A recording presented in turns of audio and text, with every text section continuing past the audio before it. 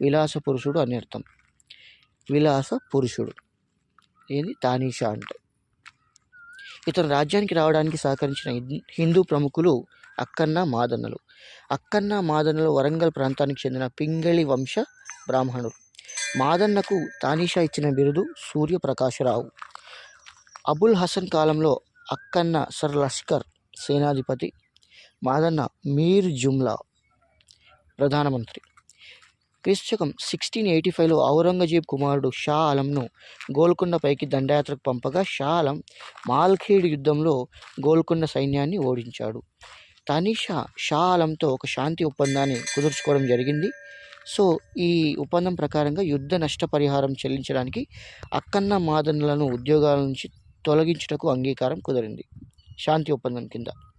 అయితే అక్కన్న మాదన్నల ప్రోత్సాహంతో తానీషా శివాజీతో సంధి చేసుకోవడం జరిగింది. అబుల్ హసన్ తానీషా కాలంలో 1677 మార్చ్ 7న మరాఠారాజు శివాజీ హైదరాబాద్ను సందర్శించాడు. కుతుబ్ షాహీ ఆస్థానంలో శివాజీ రాయబారులు నీరజ్ పంత్, ప్రహ్లాద్ పంత్. 1686 మార్చిలో అక్కన్న మాదన్నలు ఔరంగజేబ్ అధికారి షేక్ మిన్హాజ్ చే గోల్కొండ నది వీధిలో హత్య చేయించబడ్డారు. ఎవరు? అక్కన్న మాదన్నలు. ఏ ఇయర్లో? 1686లో. ఎవరి చేత? షేక్ మిన్హాజ్తో. కూచిపూడి భాగవతులకు కూచిపూడి అనే గ్రామాన్ని దానంగా ఇచ్చిన కుతుబ్షాహీ సుల్తాన్ అబుల్ హసన్ తానీషా. ఓకేనా. సో నెక్స్ట్ మనం చూసుకున్నట్లయితే ఇతని కాలంలో అక్కన్న మాదన్నల మేనల్లుడు మనకు బాగా తెలిసిన ఎవరు? కంచర్ల గోపన్న. ఇతని పేరే భక్త రామదాసు. భద్రాచలంలో తహసీల్దారుగా ఉండేవాడు. సో కంచర్ల గోపన్న లేదా భక్త రామదాస్ గురించి కొన్ని డీటెయిల్స్ మనం చూసుకున్నట్లయితే కంచర్ల గోపన్న జన్మస్థలం ఖమ్మం జిల్లా నేలకొండపల్లి. కంచర్ల గోపన్న రచన దాశరథి శతకం. కంచర్ల గోపన్నను భక్త రామదాసుగా పిలుస్తారు. ఇతని గురువు రఘునాథ భట్టాచార్యులు. అయితే ప్రభుత్వ సొమ్ముతో భద్రాచలంలో శ్రీరాముని ఆలయం నిర్మించాడనే ఈ నెపంతో సుల్తాన్ గోపన్నను గోల్కొండల కోటలో బంధించాడు. ఇప్పటికీ కూడా ఈ భక్త రామదాసు బందీఖానా మనం గోల్కొండలో స్పష్టంగా చూడొచ్చు. తర్వాత తానీషా గోపన్న విడుదల చేసి భద్రాచలం, శంకరగిరి, పాల్వంచ ఈ 3 గ్రామాలను భద్రాచలం శ్రీరాముని దేవాలయానికి దానంగా ఇవ్వడం జరిగింది. ఏమేమి గ్రామాలు? భద్రాచలం, శంకరగిరి, పాల్వంచ. మొఘల్ సామ్రాజ్యంలో కుతుబ్షాహీ సామ్రాజ్యం విలీనమైంది. ఇప్పుడు 1687లో మొఘల్ రాజు ఔరంగజేబు తానే స్వయంగా గోల్కొండ కోటపై దాడి చేశాడు. సో అబ్దుల్లా ఫణి అనే గోల్కొండ సేనాని ఔరంగజేబ్తో చేతులు కలపడం జరిగింది. ఓకేనా. అప్పుడు ఫతే దర్వాజా, దీన్ని తూర్పు గేట్ అంటాం, తూర్పు గేటు తెరిచి రాజద్రోహానికి పాల్పడ్డాడు. సో అబ్దుల్ రజాక్ లౌరీ అనే తానీషా సేనాధిపతి ఔరంగజేబ్ సైన్యంతో వీరోచితంగా పోరాటం చేశాడు. ఓకేనా. సో యుద్ధ సమయంలో గోల్కొండ రాజ్యంలో మొఘల్ సైన్యం విడిది చేసిన ప్రాంతం మొఘల్పుర, గుర్రాలను నిలిపిన ప్రాంతం గౌషా మహల్, యుద్ధం జరిగిన ప్రాంతం ఫతే మైదాన్, దాన్ని ఇప్పుడు ఎల్బీ స్టేడియం అంటాం. Fateh Maidan, LB stadium very important. 1687 October 3న గోల్కొండ మొఘల్ సామ్రాజ్యంలో 21వ సుబాలో కలిసిపోయింది. అయితే తానీషాను బంధించి దౌలతాబాద్కు పంపించడం జరిగింది. తానీషా 1700 సంవత్సరంలో అక్కడే మరణించగా దౌలతాబాద్ కోట దగ్గర కుల్దాబాద్లో సమాధి చేశారు. అయితే ఔరంగజేబ్ సేనాని మీర్ కమ్రుద్దీన్ చిల్ ఖిలిజ్ ఖాన్ గోల్కొండ ఆక్రమణలో కీలక పాత్ర పోషించడం జరిగింది. ఓకేనా. గోల్కొండ ఆక్రమణ తర్వాత ఔరంగజేబు గోల్కొండ తాత్కాలిక పాలకునిగా రాహుల్లా ఖాన్ను నియమించారు. ఇప్పుడు మరీ వెరీ ఇంపార్టెంట్ పరిపాలనా విధానం చూసుకున్నట్లయితే కుతుబ్ షాహీల పరిపాలనా విధానం చూసుకున్నట్లయితే ఈ కుతుబ్ షాహీల పరిపాలన విధానం గురించి ముఖ్యంగా కొన్ని గ్రంథాలు చెప్తాయి. వాటిలో మీర్జా ఇబ్రహీం జుబేరి రాసిన బసాతిన్ ఉస్ సలాతిన్, మీర్జా ఇబ్రహీం జుబేరి రాసిన బసాతిన్ ఉస్ సలాతిన్ అనే పుస్తకం. రెండవది హెచ్కే షేర్వాణి రాసిన history of Qutub Shahi dynasty. H K Sherwani రాసిన book history of Qutub Shahi dynasty. ఈ 2 గ్రంథాలు కూడా ఈ కుతుబ్ షాహీల పాలన గురించి చాలా క్లియర్గా ఇన్ఫర్మేషన్ ఇస్తున్నాయి. సో కుతుబ్ షాహీ రాజ్యాన్ని చూసుకున్నట్లయితే మొదటిగా రాజ్యం, దీనికి అధిపతి సుల్తాన్. రెండవది తరఫ్లు అంటే రాష్ట్రాలకు అధికారి తరఫ్దార్. తర్వాత జిల్లాల్ని సర్కార్లు అనేవారు. వీటికి అధిపతి ఫౌజ్దారులు. పరగణాలు నెక్స్ట్ అంటే తాలూకాలు అంటారు, వీటికి తహసీల్దార్. ఇప్పటికి కూడా చాలా వరకు తహసీల్దార్ అనే పేరుని వాడుతున్నాం. చివరిగా గ్రామాలకి ఆయా గణన వ్యవస్థ ఉంటుంది. అబ్దుల్లా కుతుబ్షా కాలంలో 6 రాష్ట్రాలు 6 తలఫ్లు ఉండేవి. కుతుబ్షాహీ కాలంలో అత్యధిక పరగణాలు సికాకోల్ సర్కార్లో ఉండేవి. తక్కువ పరగణాలు కలిగిన సర్కారు మెలన్గూర్. అధిక ఆదాయం చేకూర్చిన సర్కారు కోవిల్ కొండ. పాలనలో సలహాలు ఇవ్వడానికి మజ్లిస్ ఈ దివాన్ దరీ అనే పాలక మండలి ఉండేది. ఇబ్రహీం కులీ కుతుబ్షా కాలంలో ఈ మజ్లిస్ ఈ దివాన్ దరీని మజ్లిసే కింగాస్ అనే పేరుతో వ్యవహరించేవాళ్ళు. ముఖ్య అధికారులు చూసుకున్నట్లయితే పేష్వా ప్రధానమంత్రి, మీర్ జుమ్లా ఆర్థిక మంత్రి, ఐనుల్ ముల్క్ సైన్య విభాగ మంత్రి లేదా యుద్ధ మంత్రి, నజీర్ పాలన పర్యవేక్షణ మంత్రి, మజుందార్ గణాంక శాఖ మంత్రి, దబీర్ ఉత్తర ప్రత్యుత్తరాల శాఖ అధికారి, కొత్వాల్ పోలీస్ అధికారి, సర్ఖేల్ ముఖ్య రెవెన్యూ అధికారి, హవల్దార్ ప్రభుత్వ బండారాలను, గుర్రాలను, ఏనుగుశాలను నిర్వహించే వ్యక్తి. ఓకేనా. నెక్స్ట్ చూసుకున్నట్లయితే షాబందర్ అనే అధికారి రేవుల మీద ముఖ్య అధికారి. ముస్తజీర్లు వేలం పాట ద్వారా భూమి శిస్తును వసూలు చేసి హక్కులు పొందేవారు. సో పేష్వా లేదా వకీల్ లేదా ప్రధానమంత్రి గురించి చూసుకున్నట్లయితే గోల్కొండ రాజ్యంలో సుల్తాన్ తర్వాత వెరీ పవర్ఫుల్ ఎవరు? పీష్వా. ఇబ్రహీం కులీ కుతుబ్షా పీష్వా పేరు ముస్తఫా ఖాన్ అర్బిస్తానీ. అబ్దుల్లా కుతుబ్షా పీష్వా పేరు షేక్ మహమ్మద్ ఇబ్నే ఖాతూన్. సుల్తాన్ అబుల్ హసన్ తానిషా కాలం నాటికి పీష్వా పదవి దివాన్గా మారింది. ఎవరి కాలానికి?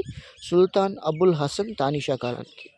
గోల్కొండ రాజ్యానికి చివరి ప్రధాని లేదా చివరి దివాన్గా ఎవరున్నారు? మాదన్న ఉండడం జరిగింది. మీర్ జుమ్లా అంటే ఆర్థిక శాఖ మంత్రి. ఇతడు ముఖ్యంగా రాజ్య ఆర్థిక వ్యవహారాలను పరిశీలించేవాడు. ఇతని జుమ్లా తుల్ ముల్క్ అనేవారు. కేంద్ర ప్రభుత్వంలో పీష్వా తర్వాత ముఖ్యమైన హోదా ఖచ్చితంగా ఆర్థిక శాఖనే. ఓకేనా. సో మీర్ జుమ్లా విధులు ఏముంటాయి? ప్రభుత్వ కోశాగారానికి రావాల్సిన పద్దులు సక్రమంగా వసూలు చేయడం, వివిధ శాఖల అవసరాలకి సుల్తాన్ అనుమతితో ఖర్చులు చెల్లించడం. నెక్స్ట్ స్థానిక పరిపాలన చూసుకున్నట్లయితే ఈ స్థానిక పరిపాలనలో కుతుబ్ షాహీల పరిపాలన సౌలభ్యం కోసం రాజ్యాన్ని రాష్ట్రాలుగా సర్కారులుగా విభజించడం జరిగింది. వీరి కాలంలో గ్రామమే పరిపాలన వ్యవస్థకి తొలిమెట్టు. గ్రామ పరిపాలనలో గ్రామాధికారి పేరు ముకద్దం, గ్రామ అకౌంటెంట్ కులకర్ణి, పరగణా స్థాయి అకౌంట్ అధికారి దేశ్ముఖ్. వీరి కాలంలో గ్రామ పరిపాలన గోత్ సభల ద్వారా జరిగేది. గోత్ సభ మిరాషీదారులు వతందారులతో ఏర్పడేది. మిరాషీదారులు వంశపారంపర్యంగా భూస్వాములు, వీరిని శాశ్వత భూమి హక్కుదారులు అంటారు.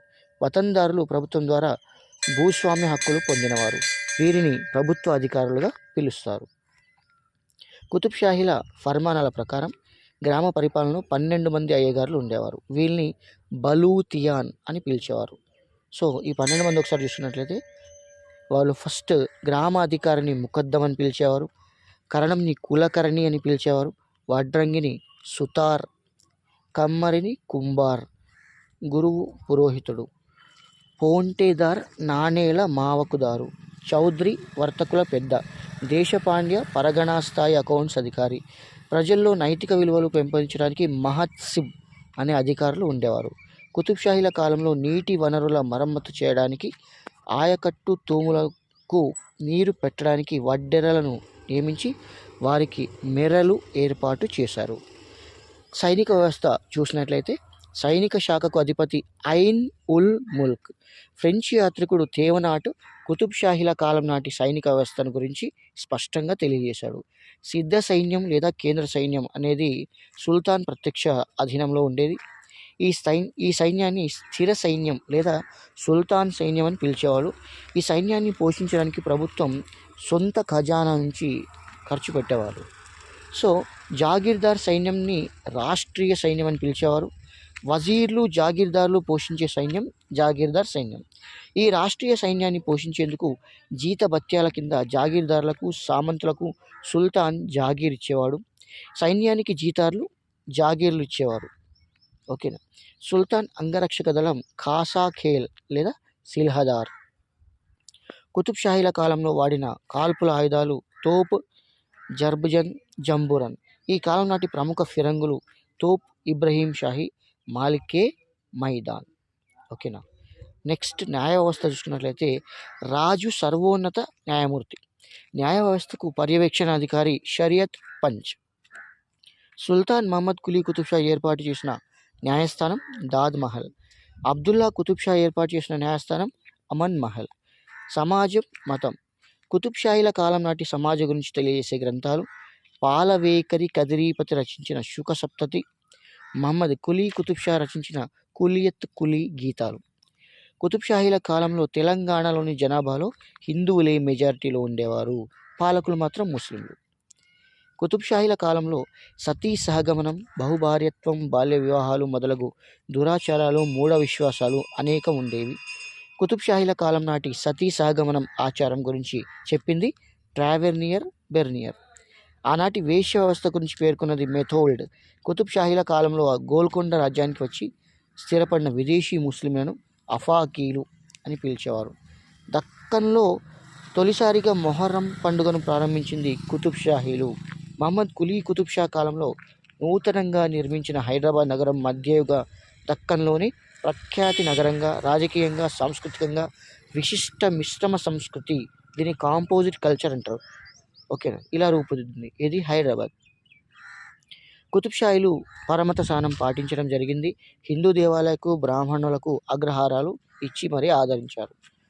అబుల్ హసన్ తానిషా కూచిపూడి భాగవతులకు కూచిపూడి అగ్రహారాన్ని, భద్రాచలం రామాలయానికి శంకరగిరి, పాల్వంచ, భద్రాచలం గ్రామాలను దానం చేయడం జరిగింది. కృష్ణా తీరంలోని మల్లేశ్వర స్వామి ఆలయానికి భోగాపురం, చెరుకూరు గ్రామాలను దానం చేశాడు. కుతుబ్ షాహీలు 14 పండుగలను జాతీయ పర్వదినాలుగా గుర్తించినట్లు తెలుస్తుంది. మహమ్మద్ కులీ కుతుబ్ షా గోల్కొండలో వసంతోత్సవములను ఏర్పాటు చేసేవారు. ముస్లిం నిర్మాణాల్లో పూర్ణకుంభం, లతా పద్మాలు, హంసలు, ఏనుగుల వంటి హిందూ శిల్పకళా సాంప్రదాయాలు ప్రవేశించాయి. పార్షీల నూతన సంవత్సరం పండుగ నవరోజును ఘనంగా జరిపేవాళ్ళు. కుతుబ్ షాహీల కాలంలో ముఖ్యమైన పండుగలు మొహరం, నవరోజ్, దసరా, దీపావళి, హోలీ, రంజాన్, బక్రీద్. కుతుబ్ షాహీల కాలం నాటి విద్యా కేంద్రాలు ప్రాథమిక విద్యా కేంద్రం మక్తబ్, మాధ్యమిక విద్యా కేంద్రం మదర్సాలు, ఉన్నత విద్యా కేంద్రం కాంబాలు. కుతుబ్ షాహీల కాలంలో గోల్కొండను సందర్శించిన ప్రముఖ విదేశీ యాత్రికులు ట్రావెర్నియర్ ఫ్రెంచ్ వజ్రాల వ్యాపారి, తేవనాట్ ఫ్రెంచ్, బెర్నియర్ ఫ్రెంచ్, మెథోల్డ్ ఇతను కూడా ఫ్రెంచ్.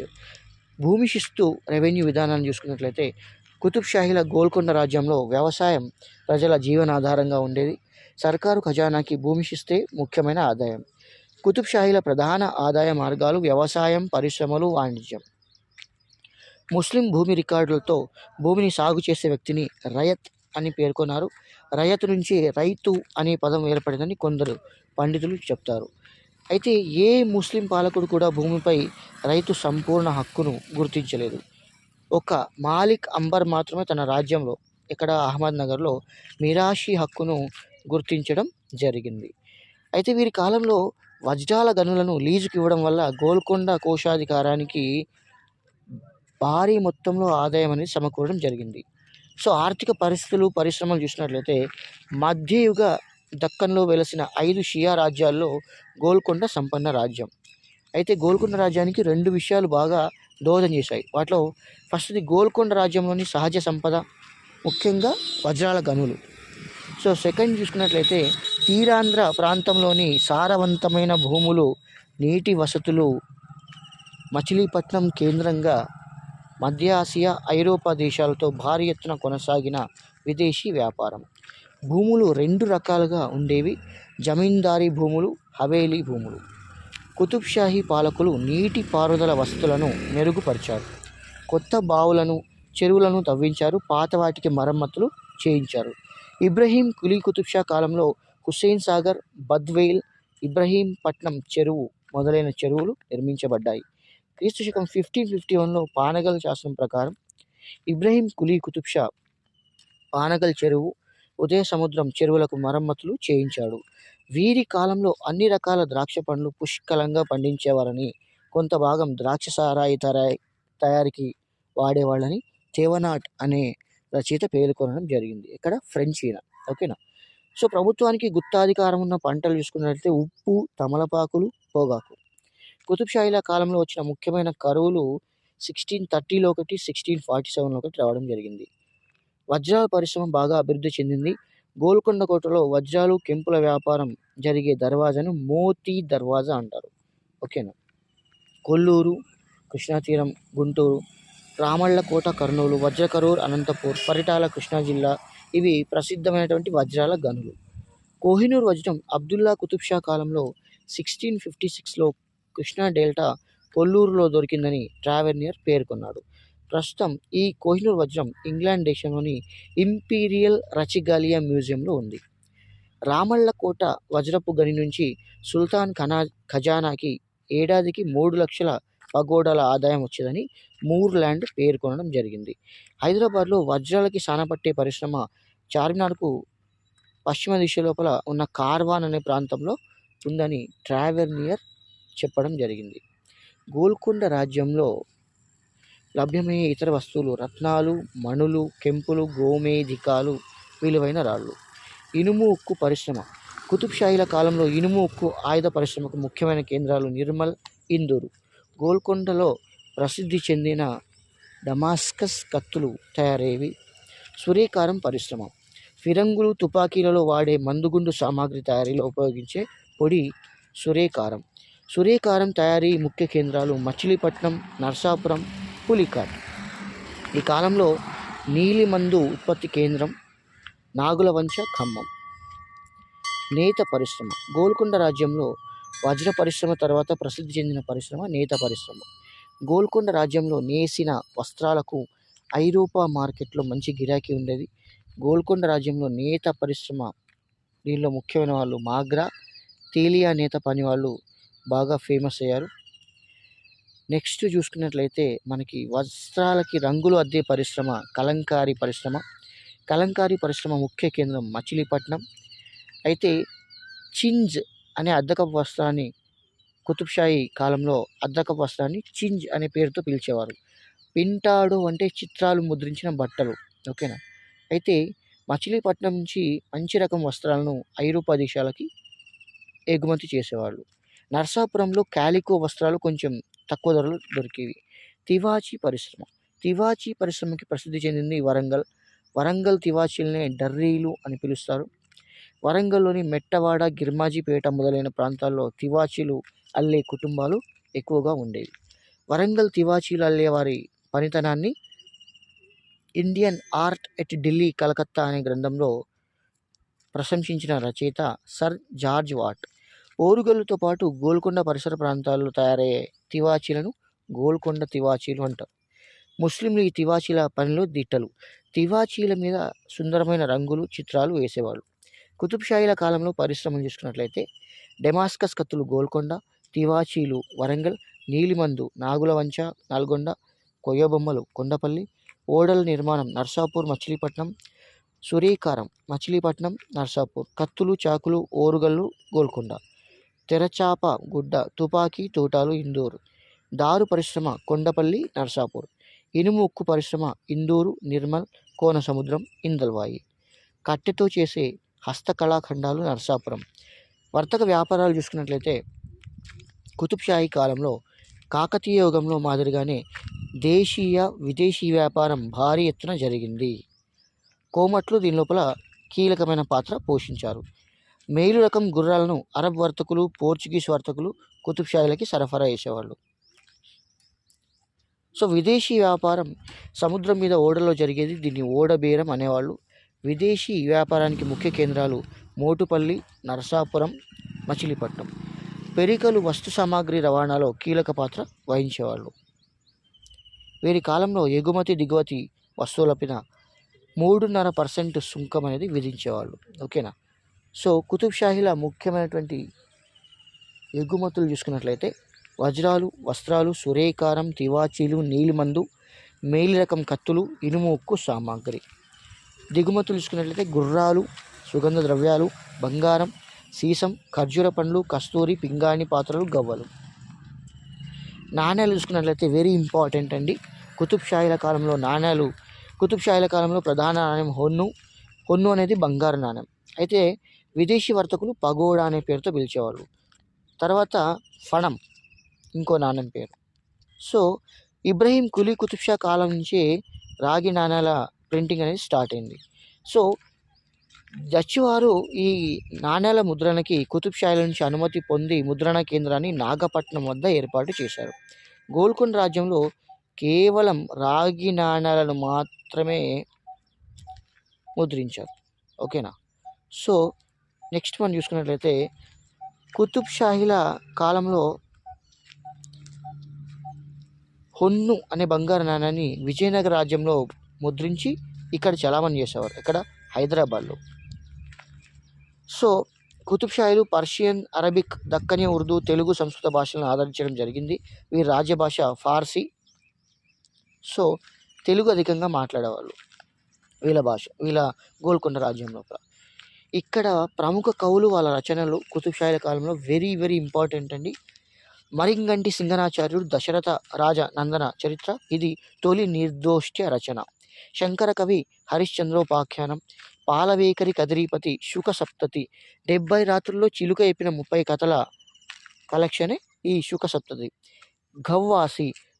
గవ్వాసి అనే ఆయన సుప్రసిద్ధ దక్కనీ ఉర్దూ కవి, అబ్దుల్లా కుతుబ్ షా ఆస్థానంలోని వాడు. గవ్వాసి శుక సప్తతి పారశీక అనువాదం ఆధారంగా శుక సప్తతిని ఉర్దూలోకి తూతినామా అనే పేరుతో అనువదించాడు. ఇబ్నే నిషాతి ఫూల్బన్ ఉర్దూ, అలీచిన్ తైపూర్, Hadaiqun Salatin garden of kings. So Hadaiqul Salatin అంటే గార్డెన్ ఆఫ్ కింగ్స్ అంటారు. హదైఖుల్ సలాతిన్ ఇవన్నీ కూడా ఉర్దూ భాషలోని పదాలు కాబట్టి కొంచెం టఫ్గానే ఉంటాయి. సో బిక్కవోలు సంస్థానం కుతుబ్ షాహీ కాలానికి తెలుగు సాహిత్యానికి కేంద్రమైంది. సో బిక్కవోలు రాజ్యానికి మూల పురుషుడు కామినేని కాచారెడ్డి, ఎల్లారెడ్డి బాలభారతం, కిరాతార్జునీయం.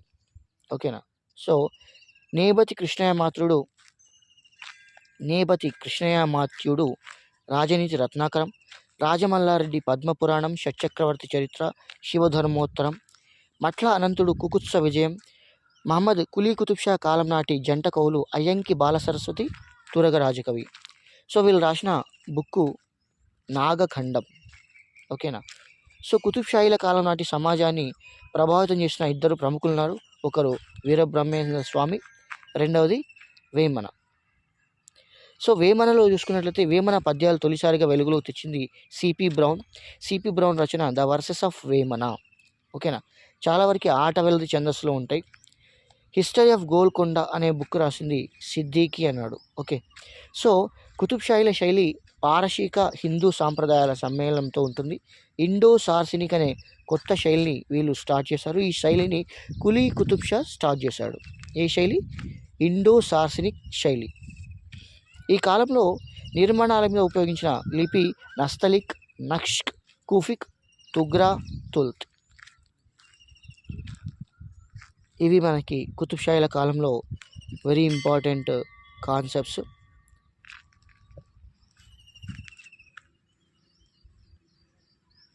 కాబట్టి దీనికి 3rd పార్ట్ కూడా ఉంటుంది. ఈ కుతుబ్ షాహీల పాలనలో 3rd పార్ట్ నెక్స్ట్ కమింగ్ వీడియోస్లో వస్తుంది, వినండి.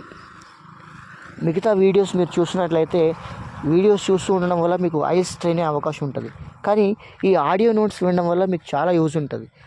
హ్యాపీగా బ్లూటూత్లో పెట్టుకొని వింటూ మీరు నోట్స్ తయారు చేసుకుంటూ చదువుకోవచ్చు. ఓకేనా. Thank you. సబ్స్క్రైబ్ చేయండి, వీలైనంత ఎక్కువ మందికి షేర్ చేయండి.